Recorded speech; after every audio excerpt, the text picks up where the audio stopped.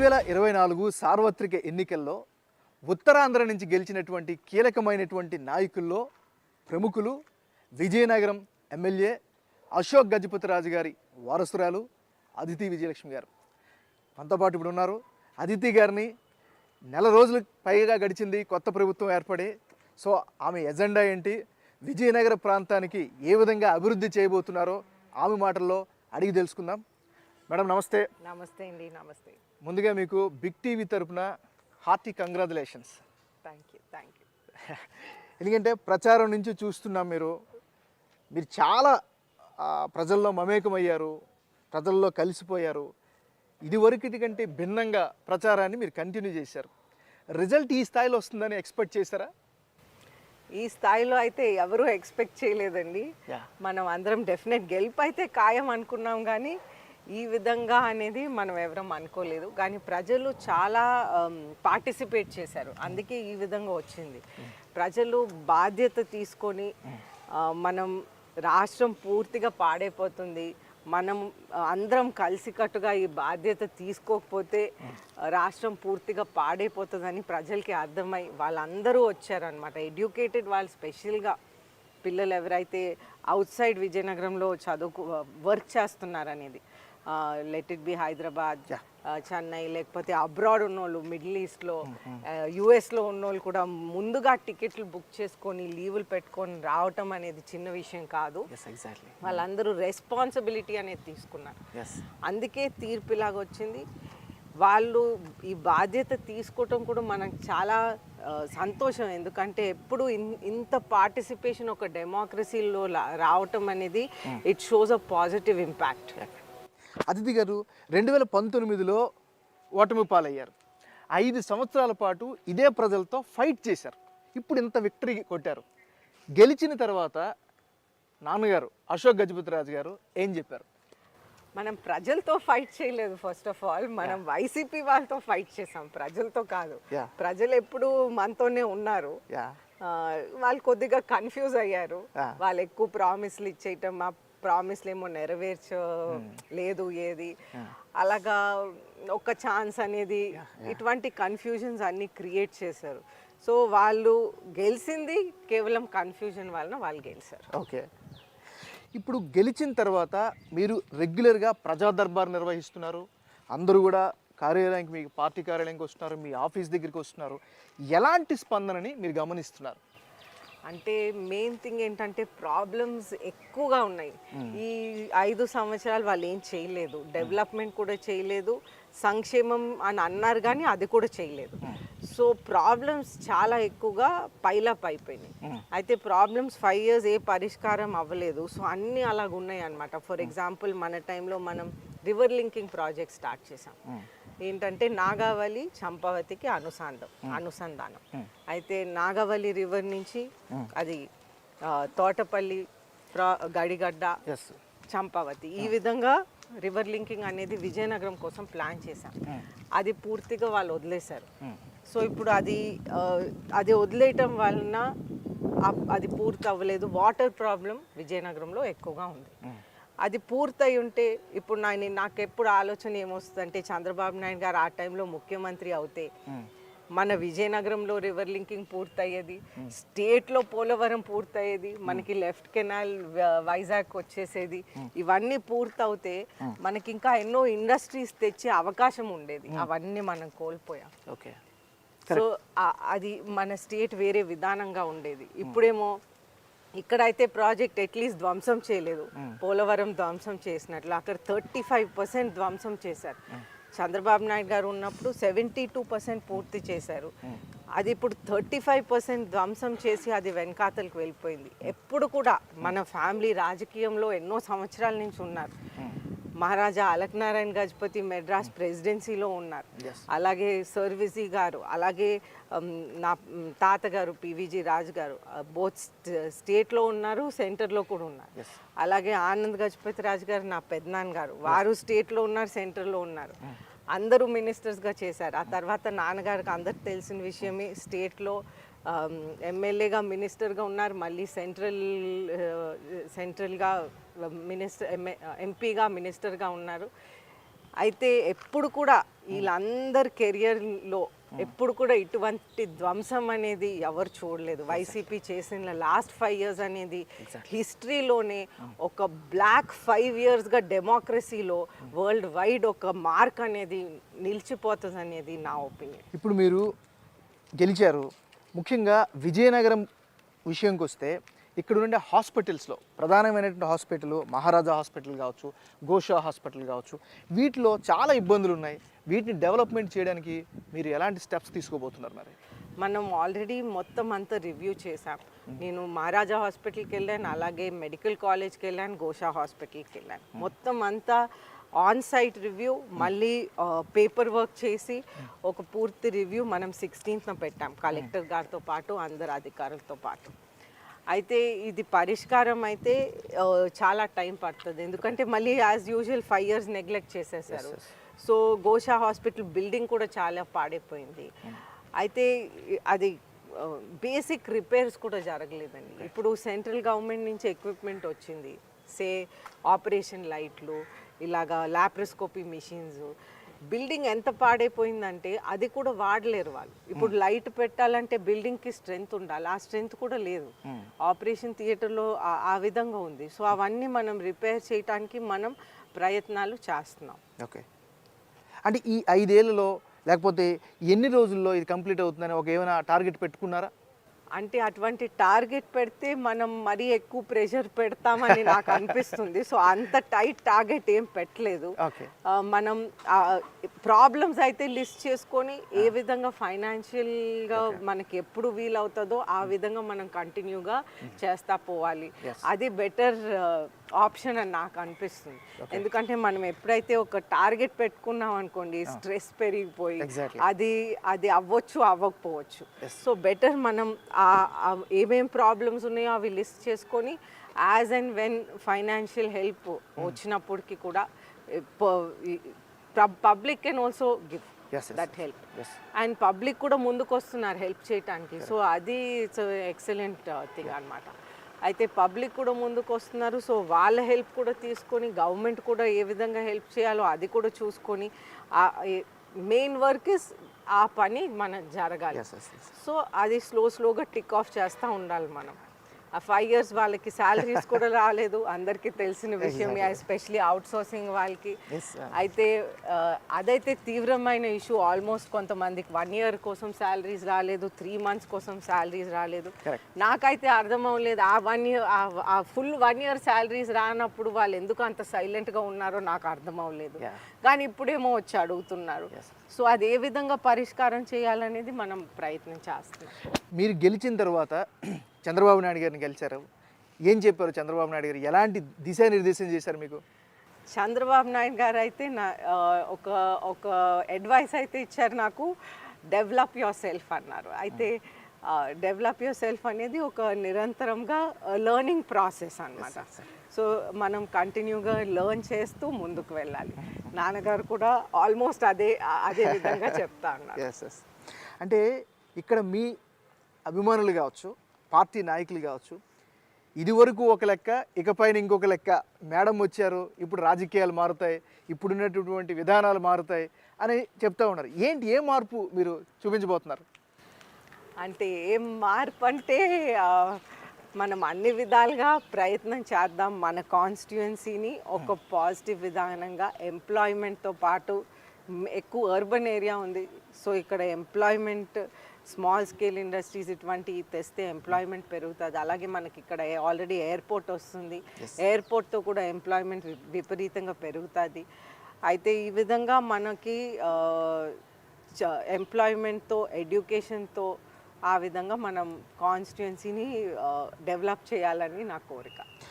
Madam, ఒక విషయం చెప్పండి. గత 5 ఏళ్ల గత ప్రభుత్వంలో మునుపెన్నడూ లేని విధంగా, చరిత్రలో ఎప్పుడూ లేనంతగా మీ కుటుంబం చాలా ఇబ్బందులకి ఎదుర్కొంది, చాలా టార్గెట్ చేశారు. సాక్షాత్తు మీ నాన్నగారు అశోక్ గజపతిరాజు గారే ఒక రకంగా అసహనాన్ని వ్యక్తం చేసినటువంటి పరిస్థితి తీసుకొచ్చారు. మరి రిటర్న్ గిఫ్ట్ ఇస్తారా వాళ్ళకి? వాళ్ళకి రిటర్న్ గిఫ్ట్ ప్రజలు ఆల్రెడీ ఇచ్చేశారు. మనం రిటర్న్ గిఫ్ట్ ఇవ్వటానికి స్పేస్ వదలలేదన్నమాట ప్రజలు ఆల్రెడీ రిటర్న్ గిఫ్ట్ ఇచ్చారు వాళ్ళకి. ఓకే.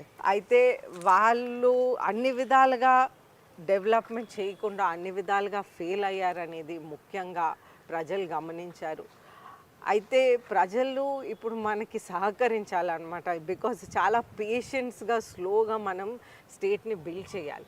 అది వెంటనే సడన్గా ఈ రోజుల్లో ఫాస్ట్ ఫుడ్ కల్చర్ ఒకటి, ఆ టైప్లో ఫాస్ట్ రియాక్షన్ అని అన్ని ఫాస్ట్గా అయిపోవాలనేది ఒకటి ప్రజలు ఆలోచిస్తున్నారు. కానీ అంత స్పీడ్గా అన్నీ అవ్వవు, స్లోగా అవుతాయి. స్లోగా అయినప్పుడు ఆ పరిష్కారం శాశ్వతంగా ఉంటుంది. సో ఆ విధంగా మనం తీసుకువెళ్ళాలి. ఇప్పుడు ఏదైనా మనం సపోజ్ ఏదైనా ప్రాజెక్ట్ చేసామనుకోండి, అది కంప్లీట్ అవ్వాలి. అది షో వర్క్ చేసి వైసీపీ వాళ్ళలాగా మేము ఇది చేసేసామని చూపెట్టకుండా అది సరిగ్గా అవ్వాలి. సో అది సరిగ్గా అవ్వాలంటే నీట్గా స్లోగా వెళ్ళి క్లారిటీగా వెళ్ళాలి. అయితే ఇప్పుడు ఫర్ ఎగ్జాంపుల్ మొన్న మాకు మీటింగ్ అయింది, తెలుగుదేశం పార్టీ మీటింగ్. అయితే జస్ట్ మనం ఇన్ఛార్జెస్ ఎమ్మెల్యేస్ మేమందరం కూర్చున్నాం. అయితే మినిస్టర్ గారు కొండపల్లి శ్రీనివాస్ గారు చెప్తా ఉన్నారు, వాళ్ళు ఒక డిజైన్ చేశారనమాట. వాటర్ ఉంది, పైప్ లైన్స్ ఉన్నాయి. ఇప్పుడు ఏమవుతుందంటే వాళ్ళు వాటర్ కెపాసిటీ మెజర్ చేయాలి. అది మెజర్ చేస్తూ ఎన్ని పైప్ లైన్లు వేయొచ్చు, ఏ విధంగా ఎక్కడికి రీచ్ అవ్వచ్చు అనేది వాళ్ళు వాటర్ క్యాల్కులేషన్ చేయాలి. కానీ అది చేయకుండా పైప్ లైన్స్ వేసేసారు. సో ఎక్కువ వాటర్ పైప్ లైన్స్లో స్టక్ అవుతుంది. ఓకే, అంటే వితౌట్ ప్లానింగ్ పనులు చేశారు. Lack of planning. సో ఇది lack of planning and maybe also contracts వలన పైప్ లైన్స్ మీకు తెలియదేముంది, ప్రజలకి తెలియదేముంది. పైప్ లైన్స్కి ఎవరికో బెనిఫిట్ వచ్చి ఉంటుంది. సో దాని వలన పైప్ లైన్స్ స్పీడ్గా వేసేసారు. కానీ క్యాల్కులేషన్ చేసుంటారు, బికాజ్ అధికారులు ఉన్నారు, వాళ్ళు చేసుంటారు. కానీ అది సరిగ్గా జరగలేదు. సో అటువంటి కన్ఫ్యూజన్స్ మనం ఇప్పుడు క్లియర్ చేయాలి. అటువంటి రెండోది ఇంకొక విషయం మేడం, మీరు మాన్సాస్ భూములకి సంబంధించి అన్యాక్రాంతమయ్యాయి, దాన్ని కబ్జాలకు గురయ్యాయి, ఇబ్బందులు పడ్డాయి అనేది ఆరోపణలు చేస్తున్నారు. మీరు దాని మీద ఫైట్ అవుట్ కూడా చేస్తున్నారు. కేవలం మాన్సాస్ భూముల మీద మీరు కాన్సన్ట్రేట్ చేస్తారా, ప్రభుత్వ భూముల పరిరక్షణ మీద కూడా కాన్సన్ట్రేట్ చేస్తారా? ఓకే, ఇది మాన్సాస్ భూములు ఒకటే కాదు, ప్రభుత్వం భూములు ఒకటే కాదు, ఇన్నోసెంట్ పీపుల్ భూములు, చిన్న హౌసెస్ కూడా అటువంటి కూడా వాళ్ళు ఎన్క్రోచ్మెంట్ చేశారు. నార్మల్ హౌసెస్ ఎన్క్రోచ్మెంట్ ఒకటే కాదు, ఆఖరికి స్కూళ్ళు కూడా వదలలేదు వాళ్ళు. సుంకర్పేటలో చూస్తుంటే స్కూల్ని కూడా 1B రికార్డ్ మార్చేశారు. సో అది ఏంటంటే మ్యూటేషన్ కూడా మార్చడానికి రెడీ అయ్యారు. కానీ ఏమైందంటే ప్రభుత్వం మారిపోయింది, వాళ్ళు అది చేయలేకపోయారు. వాళ్ళు ఏది వదలలేదండి, నార్మల్ పీపుల్ని వదలలేదు, మాన్సాస్ని వదలలేదు, గవర్నమెంట్ ప్రాపర్టీస్ని వదలలేదు. సో దీంట్లో స్కూల్స్ కూడా ముఖ్యంగా అక్కడ పిల్లలు చదువుకుంటున్నారు, అది కూడా మార్చడానికి ప్రయత్నం చేశారు. మరి స్కూల్స్ పరంగా అండి, మీరు అన్నారు కాబట్టి చెప్తుంది, ఎడ్యుకేషన్ పరంగా విజయనగరంలో ఎలాంటి డెవలప్మెంట్ తీసుకురాబోతున్నారు? గవర్నమెంట్ జూనియర్ కాలేజీలు కావచ్చు, లేదా గవర్నమెంట్ డిగ్రీ కాలేజ్ కావచ్చు, ఇలాంటి సెటప్ మీద ఏమైనా ప్రయత్నాలు చేస్తారా? అవును, గవర్నమెంట్ కాలేజ్ ఆల్రెడీ ఉంది, డిగ్రీ కాలేజ్. ప్రస్తుతానికి అది సంస్కృత్ కాలేజ్లో నడిపిస్తున్నాం, అక్కడ నడుస్తుంది. కానీ మనం దానికి ఒక పర్మనెంట్ స్ట్రక్చర్ ఇచ్చి ఒక పర్మనెంట్ ఏరియా అవన్నీ ఇవ్వాల్సిన అవసరం ఉంది. అది అంతా నేను రివ్యూ చేస్తాను, ఇంకా చేయలేదు నేను. అయితే స్లోగా అది కూడా రివ్యూ చేసి, ఇంకా ఎడ్యుకేషన్ రివ్యూ చేయలేదు మనం. సో అంటే మీరన్నిటిగా ఒక రోజునే కాదు, మీ టర్మ్లో వీటన్నిటిని కూడా సమస్యలన్నీ తీర్చే విల్ పవర్ ఉందా? దాని మీద యాక్షన్ ప్లాన్ ఉందా? అంటే సమస్యలు తీర్చాలనే ఉద్దేశం ఉంది, కానీ డెఫినెట్గా మన సమస్యలు తీర్చడానికి ప్రయత్నం చేస్తాము. కానీ ఎంతవరకు తీర్చగలం అనేది ఇట్స్ ఆల్సో ఫైనాన్షియల్ ఇంప్లికేషన్ ఉంటుంది దాని మీద. సో ఎన్ని ఫండ్స్ వస్తాయి మనకి, ఏ విధంగా మనం తీర్చగలం అనేది depends on the financial funds. మనకి ఏం ఫండ్స్ వస్తాయి దాని ప్రకారం. పవన్ కళ్యాణ్ గారు కూటమిలో చాలా కీలకమైనటువంటి భాగస్వామి. ఆయన పోటీ చేసిన అన్ని స్థానాల్లో గెలిచి చరిత్ర సృష్టించారు. గెలిచిన తర్వాత పవన్ కళ్యాణ్ గారిని కలిసారా మీరు? అసెంబ్లీలో కలిసాను, డెఫినెట్లీ అసెంబ్లీలో సెక్రటేరియట్లో కలిసాను. ఓకే, ఏమన్నారు మీతో? బెస్ట్ ఆఫ్ లక్ అని చెప్పారు. ఓకే, ఎందుకంటే పవన్ కళ్యాణ్ గారు కూడా నాన్నగారు అంటే చాలా ఇష్టం. చాలా సందర్భాల్లో చెప్పారు, వెరీ డిగ్నిఫైడ్ పొలిటీషియన్, వీళ్ళంటే లాట్ ఫ్రమ్ హిమ్ అంటూ చాలా సందర్భాల్లో ఆయన చెప్పిన పరిస్థితుంది. కాబట్టి ఆయనతో మాట్లాడారా, ఆయన ఏమైనా చెప్పారా అనేది చాలా ఆసక్తికరమైన అంశం కదా. ఏ అంశాలపైన మీరు లేవనెత్తాలనుకుంటున్నారు సెషన్స్లో? ఓకే, డెఫినెట్లీ మోస్ట్ ఇంపార్టెంట్ అందరికీ అవసరమైంది వాటర్. డెఫినెట్గా మనం వాటర్ గురించి మాట్లాడాల్సిన అవసరం ఉంది. అయితే వాటర్ అయితే మనం ఏ విధంగా పరిష్కారం చేయాలనేది ముఖ్యంగా ఇంపార్టెన్స్ ఇవ్వాలి. ఆ తర్వాత కోర్స్ ఎడ్యుకేషన్ విద్య రెండు కూడా ఆ గవర్నమెంట్ నెగ్లెక్ట్ చేసింది. మేడం, విజయనగరం జిల్లాలో వైసీపీ నాయకులందరూ కూడా బలంగా నమ్మారు, ఈసారి మేము గెలిచేది మేమే. అంటే 2019లో 9 నియోజకవర్గాలకి 9 నియోజకవర్గాలు వాళ్ళు గెలిచారు. సో ఈసారి కూడా గెలుపు మాదే అని ఒక ధీమానం వ్యక్తం చేశారు. అంటే ఏ మార్పు ప్రజలు గమనించారు? ఎందుకు అంత డిజాస్టర్స్ రిజల్ట్స్ వాళ్ళకి ఇచ్చారంటే ఏం చెప్తారు? అంటే వాళ్ళు ఏ డెవలప్మెంట్ సంక్షేమం రెండు చేయలేదు కాబట్టి అటువంటి తీర్పు ఇచ్చారు. బికాస్ వాళ్ళు చేసిన షో వర్క్ అనేది పబ్లిక్కి అర్థమైంది. వాళ్ళు first of all water electricity రెండు నెగ్లెక్ట్ చేశారు. ఇది మేజర్ ఇష్యూ. పైగా ఎలక్ట్రిసిటీ బిల్స్ విపరీతంగా పెంచేశారు. ఒక విధంగా నెగ్లెక్ట్ చేశారు, ఇవన్నీ నెగ్లెక్ట్ చేశారు. మళ్ళీ ఒక సైడ్ ఇది నెగ్లెక్ట్ చేస్తూ అప్పులు తీసుకున్నారు. సో ఆ అప్పులతో ఏం చేశారో దేవుడికే తెలుసు. ఎందుకంటే అప్పులు తీసుకున్నప్పుడు డెవలప్మెంట్ అనేది కనిపించాలి కదా, అది కూడా కనిపించలేదు.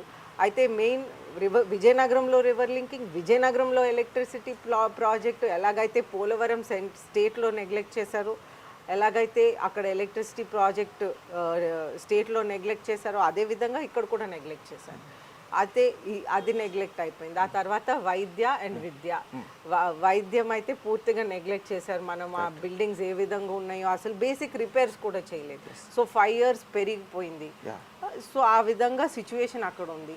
అలాగే విద్య దగ్గరికి వస్తే విజయనగరం అయితే విద్యలకి ప్రాధాన్యత, ఆల్రౌండ్ డెవలప్మెంట్ అనేది విజయనగరం ఒక ఎగ్జాంపుల్. బికాజ్ అది ఎడ్యుకేషన్, అన్ని విధాల ఎడ్యుకేషన్ అంటే మ్యూజిక్, సంస్కృత్ కళాశాల, స్పోర్ట్స్ ఇవన్నీ ఎంకరేజ్ చేస్తూ విజయనగరం ఎప్పుడు ముందుండేది ఇటువంటి వాటిలో. అయితే ఇప్పుడు మన ప్రభుత్వం ఉన్నప్పుడు స్పోర్ట్స్ స్కూల్ అనేది ఒకటి విజీ స్టేడియంలో మొదలు పెట్టారు. అది కూడా నిర్లక్ష్యం చేసి అది కూడా వదిలేశారు. అది పూర్తిగా ఇక్కడ నుంచి తీసేశారు కూడా. అయితే ఇప్పుడు ఇటువంటి కూడా ఇవన్నీ పేద ప్రజలకి ఉపయోగపడేది. అయితే ఇవన్నీ వాళ్ళు తీసేశారు. పబ్లిక్ అది చూశారు, ఒక ధ్వంసం అనేది అన్ని విధాలుగా ధ్వంసం చేశారు. కానీ ఇప్పుడు బొత్స కుటుంబం కావచ్చు లేదా వైసీపీ నాయకులు కావచ్చు బలంగా ఆరోపిస్తున్నారు, మీ మీదనే కాదు మీ ప్రభుత్వం మీద. నెల రోజుల నుంచి విధ్వంస పాలన చేస్తున్నారు, అందరికీ హత్యా రాజకీయాలు చేస్తున్నారు, మమ్మల్ని టార్గెట్ చేస్తున్నారంటూ ఆరోపణలు చేస్తున్నారు. దీన్ని మీపైన కామెంట్ ఏంటి? మరి ఆయన బొత్స సత్యనారాయణ ఏ విధంగా టార్గెట్ చేశాం, లేకపోతే కోలగట్ల వీరభద్ర స్వామిని ఏ విధంగా టార్గెట్ చేశాం? వాళ్ళు ఏం పని చేయలేదు కాబట్టి ప్రజలు అటువంటి తీర్పు ఇచ్చారు. ఇప్పుడు వాళ్ళ ఇంట్లో కూర్చున్నారు, ఏం చెప్పాలో అర్థం అవ్వక ఏదో ఒకటి చెప్తున్నారు. ఓకే, అంటే తెలుగుదేశం ప్రభుత్వం, కూటమి ప్రభుత్వం హత్యా రాజకీయాలకి లేకపోతే వెండెట్టా రాజకీయాలకి తెరతీసింది అని చెప్తా ఉన్నారు. దీనికి ఏం చెప్తారు? ఏ విధంగా వెండెట్టా రాజకీయం? వాళ్ళు తప్పులు చేస్తే వాళ్ళు ఏదో ప్రాబ్లం చేసుకొని వాళ్ళ తల మీద వాళ్ళు తెచ్చుకున్న ప్రాబ్లం, కానీ మనం ఏ విధంగా కూడా మనం వాళ్ళని టార్గెట్ చేయలేదు. ఓకే, ఇప్పుడు వాళ్ళ గురించి మాకు ఆలోచనే లేదు. మేము ప్రజల మీద ఆలోచిస్తున్నాం, మన వర్క్ మనం కంటిన్యూ చేస్తున్నాం. అంటే ఆలోచించే టైం లేదంటారు? ఆలోచించే టైం లేదు. ఎందుకంటే రోజుకి మీరు ఇక్కడ ఉంటే మీకు తెలుస్తుంది, మార్నింగ్ నుంచి నైట్ వరకు ప్రాబ్లమ్స్. ప్రజలు వచ్చి రోజు ప్రాబ్లమ్స్ చెప్తానే ఉన్నారు. బేసిక్ శాలరీస్ నుంచి వాళ్ళు ఏమి ఇవ్వలేకుండా అలాగా రాష్ట్రాన్ని పూర్తిగా నాశనం చేసేసారు. ఓకే, మీరు ఇందాక మాట్లాడుతూ ఒక కీలకమైనటువంటి అంశాన్ని లేవనెత్తారు, ఎంప్లాయ్మెంట్ క్రియేషన్ మీద దృష్టి పెడుతున్నామని. ఎందుకంటే విజయనగరం జిల్లా నుంచి వలసలు చాలా ఎక్కువగా ఉంటాయి, అంటే ఎంప్లాయ్మెంట్ కోసం. వాళ్ళకి ఏమైనా చర్యలు తీసుకునే యాక్షన్ ప్లాన్ ఉందా? Of course we want to get industries, especially small scales, చిన్నగా. అలాగే మనకి స్కిల్ డెవలప్మెంట్ కూడా ప్రీవియస్గా చంద్రబాబు నాయుడు గారు ముఖ్యమంత్రి ఉన్నప్పుడు కూడా మనం స్కిల్ డెవలప్మెంట్ అనేది బాగా ఫోకస్ పెట్టి ఇంప్రూవ్ చేసాం. అది ఇక్కడ స్కిల్ డెవలప్మెంట్ సెంటర్ మహిళా ప్రాంగణం, ఎన్టీఆర్ గారు పెట్టిన మహిళా ప్రాంగణంలో ఉండేది. అయితే ఇప్పుడు అది కొంతవరకు కొంతవరకు ఫంక్షన్ అవుతుంది, కానీ ముందుట్లాగా అయితే ఫంక్షన్ అవ్వట్లేదు. సో అవన్నీ మళ్ళీ మనం డెవలప్ చేసి అప్గ్రేడ్ చేయాలని మా ఉద్దేశం అన్నమాట. ఓకే, తర్వాత మేడం ఈసారి 2024లో ఆంధ్రప్రదేశ్లో గెలిచినటువంటి వాళ్ళందరూ కూడా ఎక్కువ శాతం యువ నాయకులు బాగా గెలిచారు. సరే యువ వారసులు కావచ్చు లేదా కొత్తగా వచ్చిన వాళ్ళు కావచ్చు ఏదైనా కావచ్చు. ముఖ్యంగా మంత్రివర్గంలో చూస్తే ఆల్మోస్ట్ అందరూ కొత్త వాళ్ళు వచ్చారు. సో వాళ్ళందరినీ కలుపుకొని నిధులు సేకరించడానికి ఎలా ప్రిపేర్ అవుతున్నారు మీరు? మేము అందరం అయితే చాలా ఉత్సాహంగా ఉన్నాం. యూత్ బ్లడ్ కదండి, అందరికి మనం అన్ని చేసేయాలని మా అందరికి అనిపిస్తుంది. సో మేము అన్ని విధాలుగా ట్రై చేస్తున్నాం. అందరం రెగ్యులర్గా మాట్లాడుకుంటాం, ఈ ప్రాబ్లం ఇక్కడ ఉంది, మనం అది ఎలా పరిష్కారం చేయాలి, ఓకే గవర్నమెంట్ దగ్గర ఫండ్స్ లేదా, ఓకే మనం ఈ సిఎస్ఆర్ ఫండ్ని ట్రై చేయాలి, ఆ విధంగా మనం ట్రై చేస్తున్నాం అన్నమాట. మేడం, ఇప్పుడు విజయనగరం అంటే మీ నియోజకవర్గం కావచ్చు లేదా మీకు ఆనుకుని ఉన్నటువంటి నియోజకవర్గాల్లో కావచ్చు, చాలా సంవత్సరాల నుంచి పెండింగ్లో ఉన్నటువంటి కొన్ని పనులు ఉన్నాయి. ముఖ్యంగా బ్రిడ్జిలు కావచ్చు, అండర్ గ్రౌండ్ పాత్వేలు కావచ్చు, లేదా కల్వర్ట్స్ కావచ్చు. ఆల్రెడీ అనుమతులు వచ్చినాయి, డబ్బులు వచ్చినాయి, కన్స్ట్రక్షన్ అయ్యి సగంలో ఆగిపోయినటువంటి ఉన్నాయి. మీ టర్మ్లో వాటన్నిటిని పూర్తి చేసే అవకాశం ఉందా? పూర్తి చేయడానికి ట్రై చేస్తాం. అన్ని ఫండ్స్ ఉంటే పూర్తి చేస్తాం, లేకపోతే అట్లీస్ట్ ఫేజ్ వైజ్ అయినా చేయటానికి ప్రయత్నం చేస్తాం. ఓకే. ఇప్పుడు అధికారులు అంటే మీరు ఎంత మంచి విల్ పవర్తో ఉన్నా కూడా అధికారుల సహాయ సహకారాలు చాలా ఇంపార్టెంట్. అంటే మీరు వాళ్ళకి చెప్పాలి, వాళ్ళ దగ్గర నుంచి కూడా మీరు వినాలి. మీరు ఎవరైనా ఫీడ్బ్యాక్ చెప్తే వినడానికి సిద్ధంగా ఉన్నారా? నేను వినడానికి సిద్ధంగా ఉన్నాను, కానీ అధికారులు అయితే నా ఒపీనియన్లో చంద్రబాబు నాయుడు గారు కూడా మొన్న కోరారు, వాళ్ళందరూ ఒక విధానంలో అలవాటు పడిపోయారు లాస్ట్ 5 years. వాళ్ళు లేచి పని చేయాలని మేమందరం కోరుతా ఉన్నాం, చంద్రబాబు నాయుడు గారు కూడా వారిని కోరుతా ఉన్నారు. ఓకే. ఇప్పుడు అధికారంలో రాకముందు మీ లైఫ్ స్టైల్ ఒకలాగా ఉంటుంది, అధికారంలోకి వచ్చిన తర్వాత ఒకలాగా ఉంటుంది. ఇది కామన్ ఎవరికైనా. ఈ రెండింటి మధ్య మీకు ఏమైనా డిఫరెన్స్ కనిపించిందా మీ వరకు? న్యాచురలీ అధికారం వచ్చాక ఇంకా వర్క్ లోడ్ పెరిగిపోతుంది, అది నార్మల్. సో అదే జరుగుతుంది ఇప్పుడు. ఎందుకంటే ఇక్కడ మీకు మిగతా వాళ్ళకి లేని ఇబ్బంది మీకు ఒకటి ఉంటుంది, అంటే పాజిటివ్ ఇబ్బందే. చంద్రబాబు నాయుడు గారు కావచ్చు లేకపోతే నాన్నగారు కావచ్చు, ఇద్దరు కూడా వర్క్ హాలిక్స్. ఇద్దరు వర్క్ హాలిక్స్ని డీల్ చేయడం చాలా కష్టం. సో ఎట్లా మేనేజ్ చేస్తున్నారు? మేనేజ్ చేస్తున్నాం, చిన్నప్పటి నుంచి అలవాటు అయిపోయింది చూసి. ఓకే. ఇప్పుడు ఉన్నటువంటి వాళ్ళలో ఎవరు మీకు బాగా ఫ్రెండ్స్? ఇప్పుడు గెలిచిన వాళ్ళలో బాగా ఫ్రెండ్లీగా ఎవరితో ఎక్కువగా మీరు మూవ్ అవుతూ ఉంటారు? మనకి అందరి ఫ్రెండ్సే, మేమందరం రెగ్యులర్గా కలుసుకొని ఇష్యూస్ ఏమున్నాయో మాట్లాడుకొని అవి సాల్వ్ చేయడానికి ప్రయత్నం చేస్తున్నాం. కలిసికట్టుగా ఉన్నప్పటికీ ఇప్పుడు కలిసికట్టుగా ఉన్నాం కాబట్టి ఈ సిచ్యువేషన్లో మనం ఫేస్ చేయగలుగుతున్నాం. ఓకే. ముఖ్యంగా కార్యకర్తలు మీ దగ్గర నుంచి అంటే మొదటి నుంచి మీరు చెప్తా ఉన్నారు, అది నిజం కూడా. తెలుగుదేశం పార్టీకి అసలైన బలం కార్యకర్తల బేస్డ్ పార్టీ అని చంద్రబాబు నాయుడు గారు కూడా చెప్తూ ఉంటారు. లాస్ట్ టైం మేము చాలా ఇబ్బందులు పడ్డాం, చాలా అన్యాయాలకు గురయ్యాం, ఈసారి మాకు ఆదుకోండి అంటూ మీ కార్యకర్తలు డిమాండ్ చేస్తున్నటువంటి పరిస్థితి. సో వాళ్ళందరి పట్ల ఎట్లా ఉంటుంది మీ అప్రోచ్ మరి? డెఫినెట్గా కార్యకర్తలు అందరూ ఏ విషయాలున్నా నాకు వచ్చి చెప్పొచ్చు, మనం అవన్నీ పరిష్కారం చేయడానికి ట్రై చేస్తాం. అలాగే మనం వైసీపీ వాళ్ళగా మాత్రం మనం అవ్వకూడదు. సో అది కూడా ఒక చిన్న సూచన వాళ్ళకి చెప్తా ఉంటాను, గుర్తు చేస్తూ ఉంటాను, మనం వాళ్ళలాగా అవ్వకూడదు. మనం నందమూరి తారక రామారావు గారు మనకు ఎలాగైతే నేర్పించారో, అలాగే నా తండ్రి పూసపాటి అశోక్ గజపతి రాజు గారు ఎలాగైతే నేర్పించారో మనం ఆ లైన్లోనే మనం వెళ్ళాలి. ఓకే, డెఫినెట్గా. ఇప్పుడు ఇంకొక విషయం ఏంటంటే మీకనే కాదు, మీ పార్టీ మొత్తంకి ఒక బృహత్కరమైన బాధ్యత ఉంది. ఇటువైపు బీజేపీ ఉంది, మరోవైపు జనసేన ఉంది, మీ సొంత పార్టీ ఉంది. 3 పార్టీలను కూడా మేనేజ్ చేసుకుంటూ అందరిని ఫ్రెండ్షిప్ చేసుకుంటూ తీసుకొని వెళ్ళాలి. ఎందుకంటే ఇది కూటమి ధర్మం. మరి కూటమి ధర్మం మీకు ఎలా అనిపిస్తుంది? కూటమి ధర్మం అయితే ఇట్స్ అబ్సల్యూట్లీ ఫైన్ అండి. అందరూ ఇక్కడ జనసేన పార్టీ వాళ్ళు కూడా వస్తున్నారు.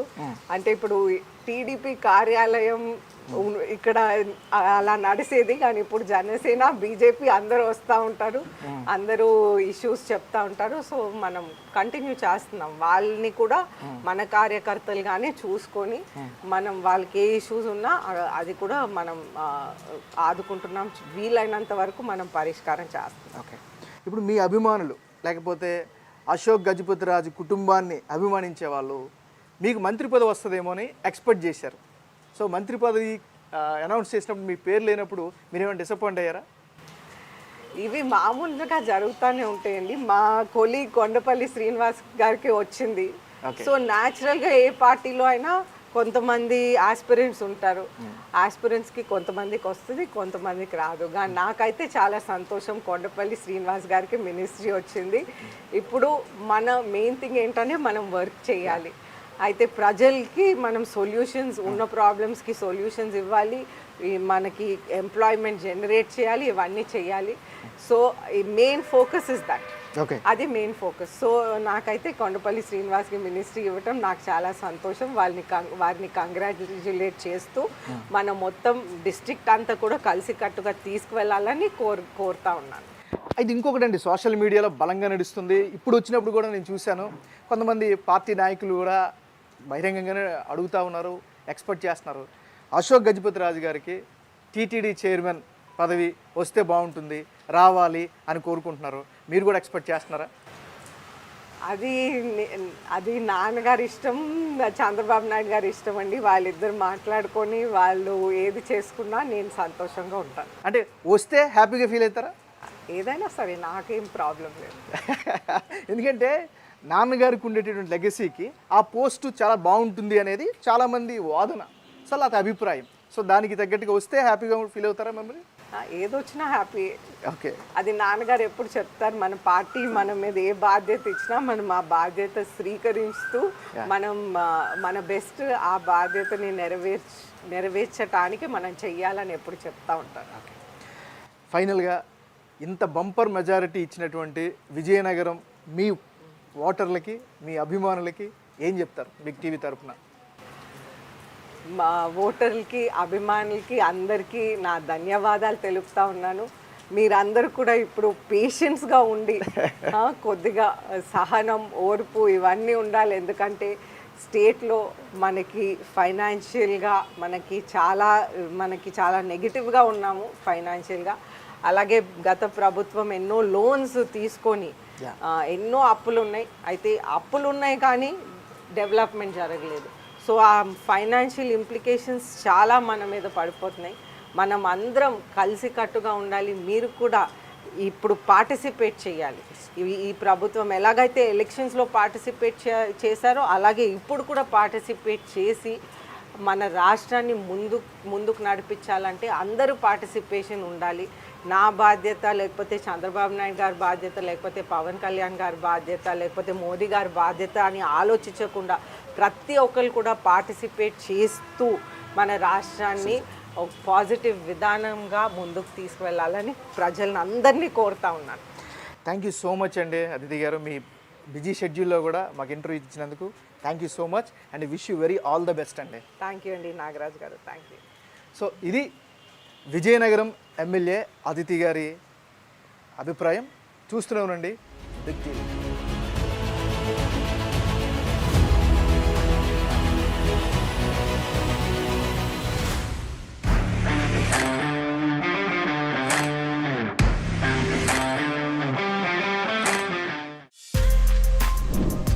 For more videos like this, subscribe Big TV channel.